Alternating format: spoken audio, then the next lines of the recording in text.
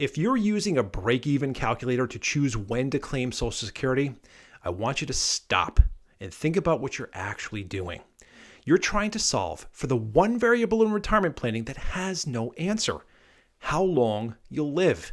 And today, I'm going to explain why break-even analysis for Social Security is one of the most overused, misleading frameworks in retirement planning, and what actually matters when you're making this decision. But before I get into that, I want to show you something that most people never realize about Social Security and how it was designed. And once you see it, the entire break-even argument falls apart. Break-even analysis for Social Security attempts to solve a simple question. If I delay claiming, at what age does the higher monthly benefit catch up to all the money left on the table by waiting? And here's how it works. Say your full retirement age benefit, what Social Security would pay you at age 67, is $1,800 a month. If you claim at age 62, Social Security cuts that by about 30% permanently, and that gets down to about $1,260 a month. If you claim at 62, you collect 5 years of checks before the person who waited even gets started. So that's $75,600 in benefits collected before age 67. Delaying requires time to catch up. At $540 more per month, that takes roughly 140 months, or about 11 years and 8 months. The break-even lands at around age 78 and a half. That's clean, it's logical, can even feel satisfying. Now, here's where the framing completely changes. That $75,600 isn't just money left on the table. Dr. Wade Pfau, one of the most cited researchers in retirement income planning, framed Social Security delay as longevity insurance, not an investment, insurance. Think about what you'd pay on the private market for a government-backed, inflation-adjusted income stream guaranteed to last as long as you and your spouse live. There's no private annuity product that replicates what Social Security provides at anything close to that cost. So, that $75,600 isn't a loss, it's a premium. And it's buying you protection against the one risk that truly can devastate a retirement plan: outliving your money. Break-even analysis completely misses this. It treats the delay cost as money wasted if you die early, but that's not how insurance works. You don't call your homeowner's policy a waste of money because your house didn't burn down. And yet, despite all of that, the break-even framework keeps pulling people back into the same unanswerable question: how long will I live? Here's something most people aren't aware of. Social Security was specifically designed so that total lifetime benefits are roughly equal across claiming ages, assuming that you live to the average life expectancy. So Social Security built this intentionally.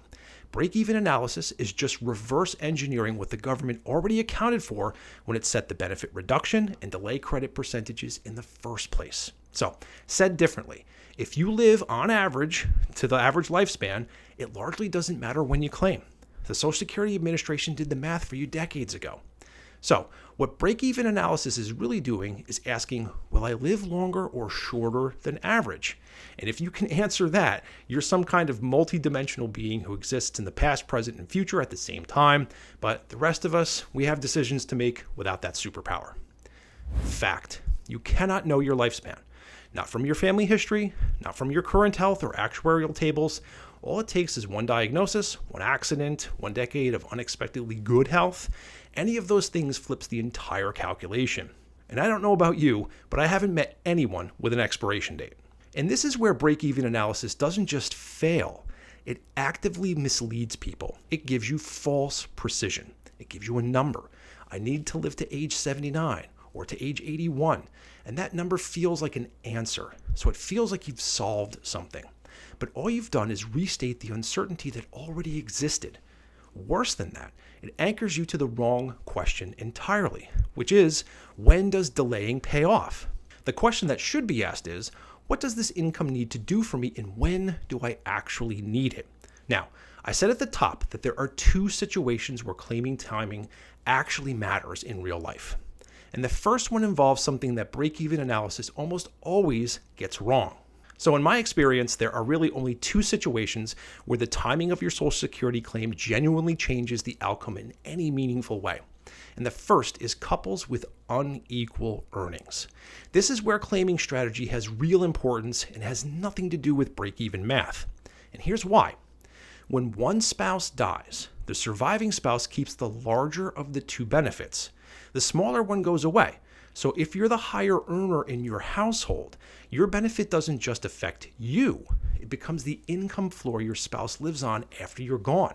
That could potentially be for decades. So here's an example. Say Dan's earnings are higher than Terry's.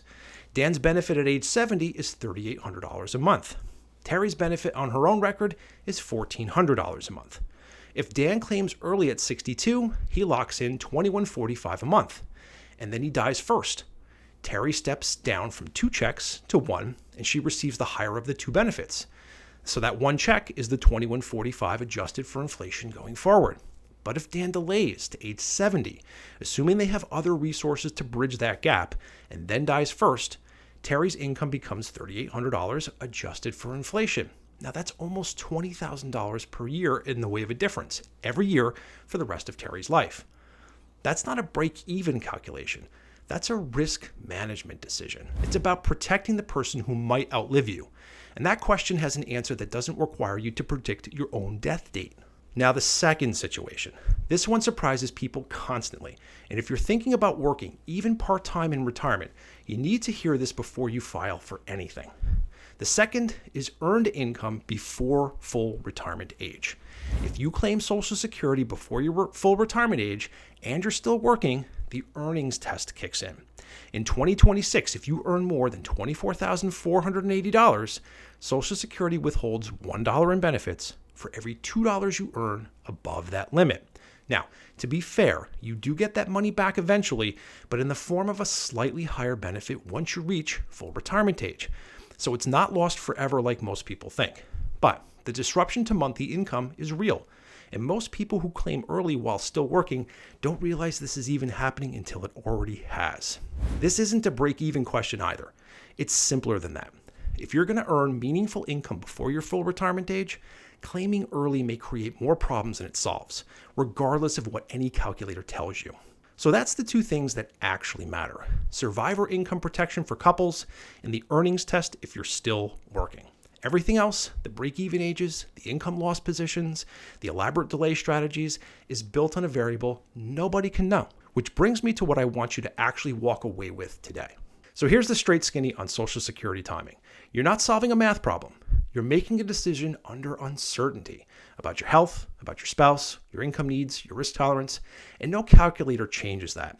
Break-even analysis gives you the comfort of a number without giving you any real clarity. It makes you feel like you've planned when really all you've done is picked an age and hope that you're right about how long you'll live. Real planning asks different questions. Do I need this income now, or do I have other resources to draw from while I wait? Is my spouse depending on my benefit after I'm gone? And if so, what does that delay do for their security? Am I going to be earning income if I claim early? And do I understand what that means for my benefits? Answer those questions honestly. The claiming age follows naturally from the answers. You don't need a calculator to tell you how long you're going to live. You need a plan that holds up across multiple possible futures, including the ones where you don't make it to age 79 and for the ones that you do. That's what good retirement planning actually looks like. Not precision, resilience. This is way more common than what most people realize. And if this video helped clarify things, hit that like button and consider subscribing.